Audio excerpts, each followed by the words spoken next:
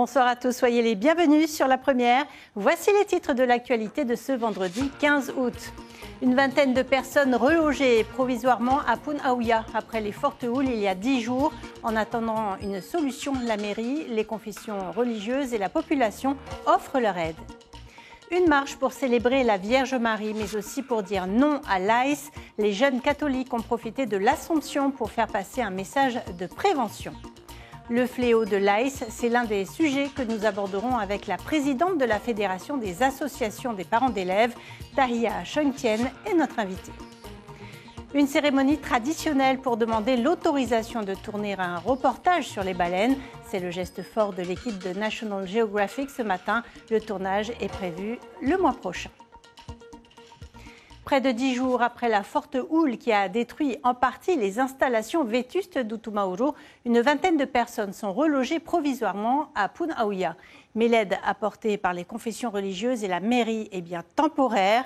Laïna Tetouanoui et Marcel Bonneau ont rencontré les sinistrés encore choqués. Le commentaire est signé Natacha Silagi. 8 familles sans abri ou les conséquences concrètes de la forte houle annoncée par Météo France. Des familles relogées ici, dans cette paroisse, en attendant d'avoir un toit. J'ai vu des houles à Utumauro, mais pas des comme ça, ta fille. Alors du coup, le sentiment, c'est plutôt bouleversant. Hein. C'est un choc. Le maire et les confessions religieuses collaborent et proposent un hébergement loin des zones inondables. C'est grâce à lui qu'on a un toit, tout, hein, où on peut bien se loger, le temps d'attendre les réponses de l'OPH tout.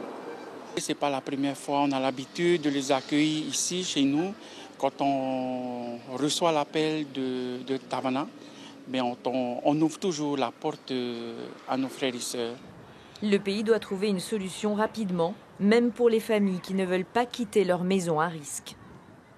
Je pense qu'avec les confessions religieuses, on va trouver des solutions provisoires, bien sûr, ce ne sont pas des solutions définitives, afin d'accueillir encore ces familles quelques jours supplémentaires, le temps de trouver un logement pour chacune d'elles. La population, elle, s'est déjà mobilisée à travers des dons en tout genre. Et notez qu'une houle de 4 à 5 mètres sévit à Rapa. Les Australes sont actuellement en vigilance orange pour vague submersion. Une dépression circule dans le sud de la Polynésie. Près de 1500 fidèles ont défilé ce matin dans les rues de Papeete pour célébrer l'Assomption, une marche de foi, mais aussi l'opportunité pour les jeunes catholiques de porter un message fort contre le fléau de l'AIS. Turouru Gerard, Vito Tapo et Dylan Fels.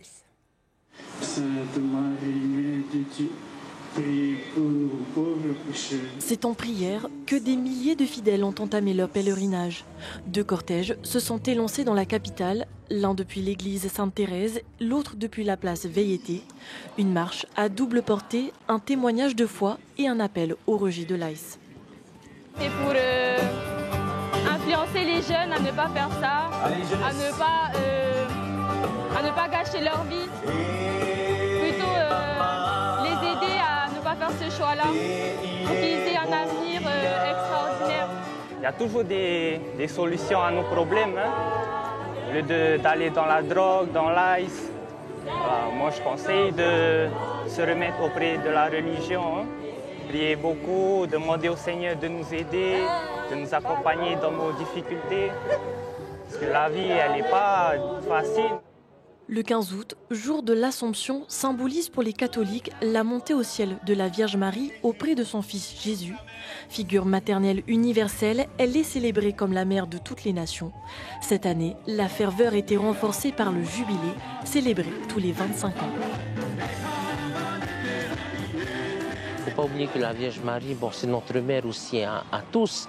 Et elle a une place importante, comme une maman dans un foyer a une place vraiment importante. Donc c'est une mère en fait dans la foi. Et avec la place qu'elle tient, c'est vraiment de nous guider vers son fils Jésus et de tenir bon malgré les difficultés qu'on traverse. La matinée s'est achevée à l'église Mariano Tehau par une messe. La Polynésie ne compte pas moins de 70 000 catholiques. Et bonsoir Tahia Chengtian, bienvenue. Vous présidez la Fédération des associations des parents d'élèves du public. On vient de le voir, les jeunes catholiques se mobilisent pour lutter contre le fléau de l'AIS. Vous, à votre niveau, que préconisez-vous? Bonsoir. Tout d'abord, à tout le monde, une bonne rentrée à nos enfants et à nos familles. Courage et force pour cette nouvelle année scolaire. Alors, concernant justement ce fléau-là, il y a une fédération qui existe déjà et qui fait un travail formidable. Nous, à notre niveau, bien sûr, c'est pour pouvoir préserver nos enfants, nos familles et donc au niveau des écoles, au niveau de l'éducation. Et donc, c'est un partenariat qu'il faudrait avoir alors avec, justement, préconisé avec le ministre de l'Éducation, ce travail de sensibilisation également dans les écoles, mais aussi aux abords des écoles, puisque ce problème aussi persiste aussi à l'extérieur de l'école, pas qu'à l'intérieur. La DTPN a effectué des contrôles ces derniers jours autour des établissements scolaires. Un sachet d'ail a été découvert. Les dealers offrent la première bouffée pour créer l'addiction. Cela vous révolte? Bien sûr que ça me révolte. En tant que parent, ça me révolte parce que nos enfants sont des précieux, sont des trésors précieux. C'est le futur de demain. Et donc, si déjà on est en train de bousiller leur vie, ce n'est pas possible. Donc, c'est à nous lever quelque part et surtout au gouvernement à faire en sorte de pouvoir aider les associations, mais également tous les communes aussi qui voudraient mettre en place quelque chose de véritable et quelque chose de vrai au niveau de cette, on va dire, de renforcer justement cette sensibilisation, mais surtout de renforcer cet accompagnement auprès des écoles, auprès des familles également, qui sont touchées par l'AIS. Le maire de Tevayuta qui interdit le vapotage dans les lieux publics de sa commune. On attend de savoir si cette disposition est légale, mais vous adhérez à ce type d'initiative? Alors oui, j'adhère tout à fait. Au niveau de la fédération, une bonne partie adhère. Pourquoi? Parce que je trouve courageux qu'un maire prenne cette décision pour pouvoir sauver en quelque sorte les jeunes de sa population, les jeunes de sa commune. Et donc si c'est en commençant à faire ce qu'il est en train de faire, eh bien je salue le geste qu'il est en train de faire pour sauver justement les jeunes. N'oublions pas que actuellement, on trouve encore dans les écoles, même en maternelle, on trouve aussi des enfants qui viennent avec des vapos dans leur sac. Donc, je trouve que quelque part, il faudrait aussi pouvoir justement sanctionner à l'extérieur, pouvoir accompagner aussi, parce que nous avons aussi des commerces qui font en sorte de pouvoir vendre et de ne pas contrôler si ce sont des majeurs. Il y a des questions d'ice dans les vapos ou de pacalolo dans les vapos. Exactement. Ça va loin. Voilà, ça va très loin pour toutes ces addictions, toutes ces drogues. Vous avez réagi sur les réseaux sociaux au propos du ministre de l'Éducation, Ronite Ipaya. Il a demandé aux parents de récupérer leurs enfants à l'heure plutôt que d'aller jouer au bingo. Et cela ne vous a pas trop plu? Oui, cela ne nous a pas trop plu. Et d'ailleurs, pour tous les parents d'ailleurs, puisque ce n'est qu'une minorité de parents qui sont dans ce cas-là. Là, on va pas encore en parler. Nous, ce que l'on veut, c'est qu'on aille de l'avant. Nous, ce que l'on veut, c'est qu'on trouve des solutions pour nos enfants. Et donc, c'est un accompagnement, justement, parce qu'il y a des parents qui ne peuvent pas venir récupérer leurs enfants à l'heure, à 15 heures s'ils terminent. Les 10 minutes étaient pour eux un sas, quelque part, un sas de sécurité. C'est le temps de pouvoir venir les récupérer. Sauf que maintenant, ils n'auront pas cette possibilité-là quelque part. Alors nous, ce que l'on demande, c'est qu'on trouve des solutions, que le gouvernement, que le ministre, au fait qu'on trouve des moyens que des associations puissent prendre, pas des associations de parents d'élèves. Ça, ce n'est pas dans leur mission. C'est aux communes de prendre cette responsabilité. C'est ce qu'ils disent. Mais si les communes n'ont pas forcément les moyens, n'ont pas les moyens financiers, comment voulez-vous qu'ils mettent en place cela? Donc c'est ce qu'on demande également, de trouver des solutions à ce niveau-là pour aider les communes à mettre en place ce périscolaire comme il faut. C'est surtout pour le bien-être de nos enfants, mais également pour pouvoir soulager nos familles quelque part. C'est très cher une garderie, c'est très cher de trouver des associations qui puissent prendre gratuitement vos enfants pour... Non. Le budget est impacté et actuellement l'économie fait que toutes les familles quasiment, elles ne cherchent qu'à trouver un moyen de ramener de l'argent à la maison pour donner à manger à leurs enfants. Donc il faudrait peut-être qu'on se bouge, que tout le monde se bouge et surtout ceux qui ont les clés pour pouvoir justement faire avancer les dossiers mais aider notre population et surtout nos enfants. Dans la lettre de rentrée du ministre, il a été question de bienveillance. Il est aussi question des chiffres de l'absentéisme des élèves.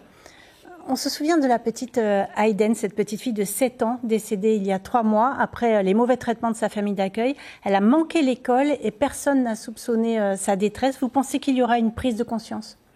J'espère bien. J'espère bien qu'il y ait une prise de conscience. C'est tout le monde qui devrait avoir cette prise de conscience. C'est tout le monde qui est concerné. À l'école, il y a justement les présences. On comptabilise les présences. On sait absolument qui est-ce qui est absent, qui n'est pas absent. Ensuite, il y a aussi les enfants qui sont accompagnés par les services sociaux également. Donc, il faudrait renforcer aussi à ce niveau-là des personnes pour accompagner ces familles, accompagner ces enfants en danger. 11,8% d'absents dans les écoles, c'est énorme. Je sais très bien que c'est énorme. Donc, c'est aussi un travail énorme aussi au niveau de l'école. Mais ce n'est pas forcément que l'école. C'est aussi un travail au niveau aussi d'autres associations à l'extérieur, de la commune. Mais tout d'abord, c'est aussi un travail des parents. C'est aussi notre rôle à nous de faire en sorte que nos enfants puissent aller à l'école. Mais c'est parce qu'en fait, on est le pilier de la famille. Donc, c'est à nous à les accompagner. Mais il faut aussi que la société, le gouvernement, fasse en sorte de pouvoir les accompagner comme il faut. Maintenant, on parle de ces absences-là pour les enfants, mais il y a aussi les absences au niveau des professeurs également. Il faudrait aussi faire en sorte que les professeurs... Vous avez noté des absences aux marquises notamment. Oui, il y a des absences aux marquises, c'est-à-dire qu'il y a des postes qui ne sont pas encore pourvus. Et donc, voilà. Un problème à avoir pour cette rentrée. Merci beaucoup, Tahia Cheung-Tien, d'être venue ce soir nous parler de toutes ces problématiques de l'éducation. Merci beaucoup.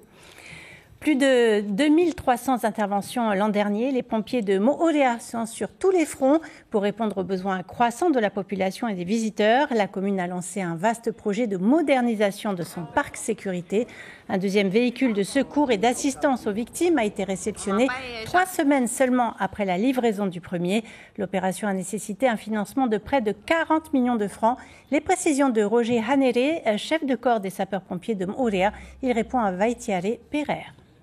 Sur Moorea, il y a presque 18 000 habitants et le week-end, on peut atteindre facilement 30 000 habitants. Donc voilà, donc avoir du matériel comme ça de qualité, c'est mieux, c'est préférable pour la population. Dans si peu de temps, on va recevoir encore un autre, on dirait ça, un véhicule d'intervention tout-terrain, donc un VSTT et un bateau aussi, secours à victimes au niveau de la mer. Voilà. La frayeur de ce couple de Suédois à bord du voilier Itornia, victime d'une voie d'eau après une collision avec un objet flottant non identifié. Les 2 occupants âgés de 64 et 69 ans ont pu être sauvés grâce à leur balise de détresse et l'intervention du JRCC. Un navire a été dérouté pour les recueillir. Le naufrage s'est produit à 55 nautiques à l'ouest de Montpellier aux îles sous le vent. Attention à ce monocoque devenu une épave semi-flottante. Autre actualité dont vous aurez tous les détails sur notre site internet, la maltraitance animale continue. Des photos atroces ont été diffusées par les vétérinaires et les associations ces derniers jours. Ils appellent à l'action face à tant de cruauté. Parmi les amoureux des animaux, et en particulier les animaux marins, Ismaël Houkena, président de l'association Kuhane Ohiva, lors d'une cérémonie traditionnelle ce matin, une équipe de la chaîne de télévision National Geographic a demandé l'autorisation de tourner un reportage sur les baleines à Makemo. C'était une première pour toutes les personnes rassemblées. On voit cela avec Élodie L'Argenton et Hubert Liao. Ils donnent leur accord avec leur esprit, leurs paroles, mais aussi leur cœur. Au cours de cette cérémonie, ces membres d'associations culturelles et environnementales autorisent une équipe de télévision étrangère à travailler au Tuamotu. C'est une cérémonie d'accueil et c'est la première fois qu'on le fait. Officiellement, on accueille les étrangers dans notre pays, en Polynésie. Habituellement, ça se fait dans le silence, en famille. Et cette fois-ci, c'est un accueil et une autorisation officielle de pouvoir nager avec nos poissons. Les baleines attirent les caméras du monde entier. Cette réalisatrice vient du Canada. Elle a l'habitude de tourner des films avec des peuples autochtones. Demander la permission, suivre les protocoles, ça fait partie intégrante de ma culture. Les peuples autochtones ont déjà été beaucoup spoliés. Il est crucial que nous cessions de voler, de nous approprier les choses. Il est essentiel que nous commencions à travailler davantage dans la réciprocité pour combler le fossé entre nous et rassembler les gens. Sa mission va l'emmener à Rangiroa et surtout à Makemo, où elle espère filmer Ismaël Huukena nager avec les baleines dans un endroit longtemps gardé secret. C'est que je vais aller faire plonger et nager avec tous ces baleines-là. D'abord chercher. On a trouvé le lieu, il faut les faire venir, comme ils ont fait nos ancêtres. C'est tout ça. C'est une histoire très très importante pour nos enfants. Et cette cérémonie pourrait avoir lieu chaque année, à chaque venue des baleines dans nos eaux. C'est le souhait de ces associations.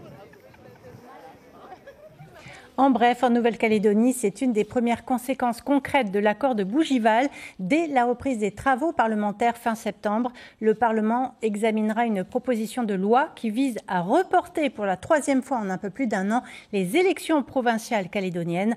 Le scrutin devait se tenir d'ici fin novembre. La proposition de loi avance désormais une nouvelle date butoir, le 28 juin 2026. Cette étude étonnante sur l'histoire de Haw, elle a été menée par Lise Kaiser, docteur en anthropologie. L'atoll a joué un rôle central lors des essais nucléaires en devenant la base arrière du centre d'expérimentation du Pacifique. La population était passée de 194 habitants en 1962 à plus de 5000 dans les années 70. Tout s'est écroulé en 2000 avec le départ définitif du CEP, provoquant une crise socio-économique.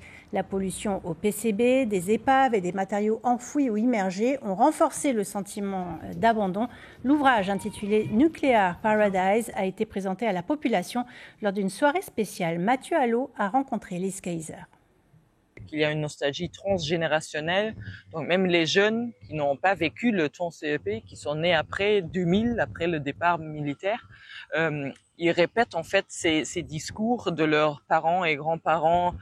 C'était l'âge d'or de Haw. Et là, je voulais donner du sens en fait à cette nostalgie et prendre au sérieux, mais aussi montrer que c'est pas juste une naïveté de la population de Haw, mais c'est une nostalgie qui peuvent masquer des douleurs, des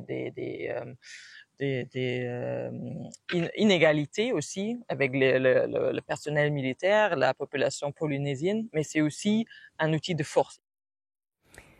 En sport, la 2e édition du triathlon Unifun s'est tenue comme prévu au parc Vairei, organisé par l'amicale multisport de l'administration pénitentiaire.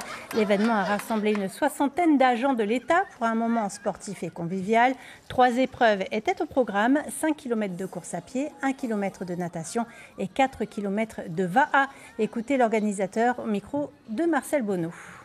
On a les corps de métier de l'armée, de la police municipale, les pompiers, les travailleurs du Haut-Saria.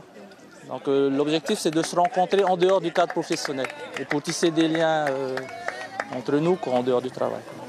C'est une très bonne réussite parce qu'on a atteint nos objectifs et on a même dépassé ce dont on avait les moyens d'organiser, mais on s'est adapté. Voilà. Et côté résultat, l'équipe masculine de la DTPN s'est imposée en 1h02. En mixte, le centre de détention Tatoutou a remporté l'épreuve en 1h06. En individuel, c'est Flavien Taparé, policier de la DTPN, qui s'est illustré. L'information principale de cette édition, c'est la mobilisation des jeunes catholiques contre l'AS en cette célébration de l'Assomption. Près de 1500 fidèles ont marché vers l'église Mariano Tejo au départ de la place Vaiete, mais aussi de l'église Sainte-Thérèse. Ce soir, sur la première, vous avez rendez-vous avec la série Les Invisibles, puis l'émission Fort Boyard. Demain matin, à partir de 6h30 sur la première, Raihei Nadjarian et Tita Wadoum vous présenteront les premières informations de la journée sur Polynésie, la première radio. Passez une très belle soirée sur nos antennes et à demain.